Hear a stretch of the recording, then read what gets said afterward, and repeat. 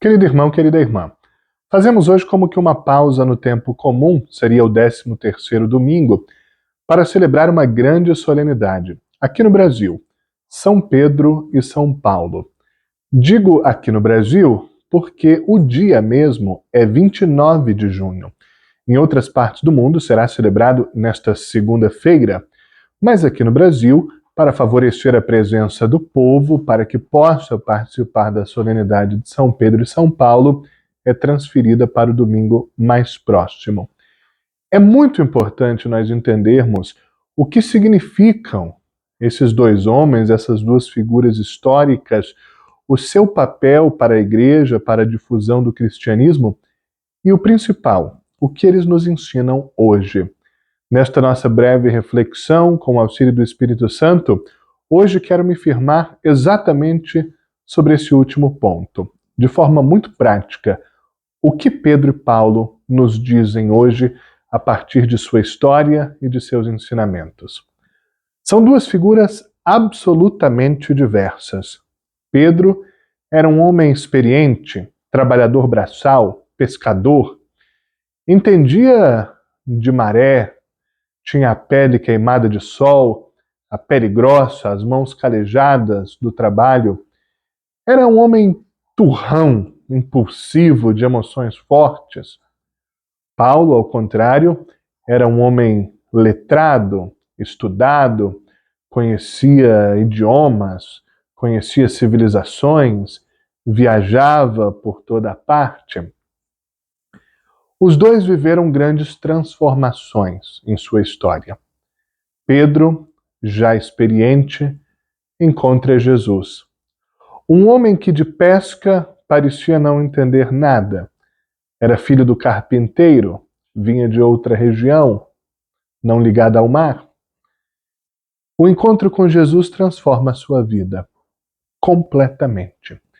Pedro nunca mais foi aquele Pedro depois do encontro com Jesus. E o amor por Jesus se tornou o grande centro da sua vida. Era um amor imperfeito, um amor limitado, que vacilou em momentos muito importantes. Mesmo assim, era um amor autêntico. Imperfeito, mas autêntico. E um amor intenso, transformador, que fez de Jesus o centro da sua vida, mesmo se nem sempre ele foi fiel. Paulo era um perseguidor dos cristãos. Um homem que tinha as mãos sujas de sangue dos crentes, porque acreditava, pelo estudo que tinha feito, pela formação que tinha, que o cristianismo era uma deturpação da religião autêntica que era o judaísmo. Tem a sua conversão, que eu nem gosto muito de chamar de conversão de Paulo. É um encontro. Encontrou-se com Jesus. Ou melhor, Jesus o encontra. Jesus vai ao seu encontro. E, como Pedro, Paulo tem a vida completamente transformada pelo encontro com Jesus. Então, já disse aqui dois aspectos que são muito fundamentais para nós. O primeiro, a diversidade. O cristianismo é construído pela diversidade. A diversidade das pessoas. Pessoas de origens diferentes, níveis culturais e acadêmicos diferentes, profissões e aptidões diferentes, conhecimentos e habilidades diferentes, formas diferentes de enxergar o mundo e a própria espiritualidade. Essa diversidade encontra em Jesus Cristo o seu ponto de unidade. Jesus é aquele que faz a diversidade se harmonizar e chegar à unidade, na pluralidade. Uma unidade que não apaga a diversidade, mas a enriquece e torna possível o relacionamento humano. Segundo aspecto, a transformação de vida. O encontro com Jesus transforma profundamente a vida. Faz mudar a mentalidade, é a metanoia, a transformação da mentalidade. Faz mudar o jeito de ser, de falar e, principalmente, de tratar o outro. Quem perseguia, quem matava, quem rejeitava, agora acolhe, agora prega o amor, agora traz o reino da paz e da justiça. Quem antes agia no impulso, na emoção, agora dá a vida pelo outro. O encontro com Jesus transforma a vida. E não faz a gente deixar de ser quem é. Ao contrário, revela o melhor de nós mesmos. A melhor versão de nós mesmos é a versão transformada pelo encontro com Jesus. Terceiro ponto. Jesus não se importa com o nosso passado, mas aceita de bom grado o nosso desejo de amá-lo no presente, de fazer o bem no presente, mesmo se o nosso passado está manchado. Jesus olha o agora para frente. E mesmo com um passado complicado, Jesus acolhe e ilumina o caminho. Próximo aspecto. Jesus aceita o amor limitado, desde que seja autêntico. Nós precisamos amar Jesus com coração sincero, com abertura, com essa disposição de dar a vida por Ele e pela sua mensagem, que é o Evangelho. Todos nós temos um amor limitado, que vacila nos momentos de prova mais forte. Jesus não se afasta de nós, mas continua nos chamando a crescer na fidelidade. Pedro negou Jesus, mas Jesus sabia que aquela negação não era falta de amor por Jesus, era medo. Mais do que medo, era covardia. Era temor de ter o mesmo destino de Jesus, a morte nas mãos dos maus. Como Jesus responde à negação de Pedro, que chegou mesmo a dizer que não conhecia Jesus? Responde com amor, responde com acolhida e transforma Pedro no seu representante na terra, no líder da sua igreja nascente. Jesus dá a Pedro as chaves dos céus. Como é forte esse gesto. Jesus não para na barreira da imperfeição do nosso amor, mas olha o quanto sincero é o nosso desejo de estar com Ele. Pedro, transformado por esse amor provado na imperfeição e na limitação, depois vai até o fim e não vacila mais no amor a Jesus. E tem a mesma morte de Jesus, crucificado. Morre na dor, na rejeição, na perseguição, como o seu mestre. E não cai de novo na negação de Jesus, mas o afirma à custa da própria vida. Paulo, de igual modo, a adesão a Jesus lhe custou a vida. Antes lhe custou a posição social, o respeito da comunidade e depois a liberdade e a própria vida. Esses dois foram até o fim, derramaram o seu próprio sangue, porque descobriram que a vida não vale a pena quando é vivida na superficialidade, quando é vivida na negação do amor, quando é vivida de costas para Deus. Mas ao contrário, vale a pena até morrer, até perder esta vida terrena, limitada e finita, para levar adiante o amor que não passa nem com a morte. Paulo sintetiza bem: viver ou morrer, para mim tanto faz. Até preferiria morrer, porque me encontraria logo com Cristo. Mas, enquanto não morro, viver para mim é Cristo. Viver para mim é Cristo e morrer é ganho. É uma transformação completa de perspectiva de vida. A vida deixa de ter como horizonte final a sua finitude física, mas passa a contemplar a eternidade que nos espera.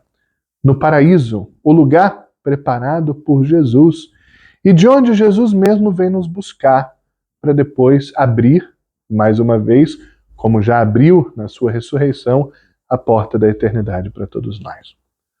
Outro aspecto. Jesus funda a igreja. mas não a organiza, não detalha a sua vida, a sua dinâmica. Pedro e Paulo são os dois principais nomes da igreja nascente. Pedro organiza, Paulo difunde a mensagem, expande as fronteiras do cristianismo nas suas muitas viagens, na sua coragem, no seu ardor missionário. O que nós podemos tirar dessa realidade? A igreja é uma obra de Deus. Foi Deus que a fundou. Mas é uma obra de Deus construída a partir das pessoas. Jesus não entrega uma igreja pronta, totalmente formada. Jesus põe a base dessa igreja, que é ele mesmo e Pedro, na sua profissão de fé amorosa por Jesus. Essa é a base da igreja. A fé de um homem profundamente limitado, mas profundamente apaixonado por Jesus. Uma fé que depois entrega a própria vida por Jesus. Jesus, então, é a base sólida, a rocha sobre a qual a igreja está edificada. Mas a sua construção nos séculos é feita por nós. Como é bonita essa constatação. A obra é iniciada por Deus, sustentada por Deus, construída pelos homens e mulheres de cada tempo. E existe uma expressão em latim, ecclesia semper reformanda. A igreja está sempre em construção, está sempre se mudando, porque o seu conteúdo não muda, é o evangelho que é imutável, a pessoa de Jesus Cristo. Mas a sua forma de organização e de anúncio dessa mensagem muda conforme mudam os tempos e a dinâmica da humanidade.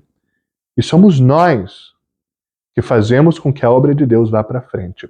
Deus não precisa de nós, mas por amor escolhe precisar. Escolhe depender do meu e do seu sim, a cada dia, na edificação dessa igreja.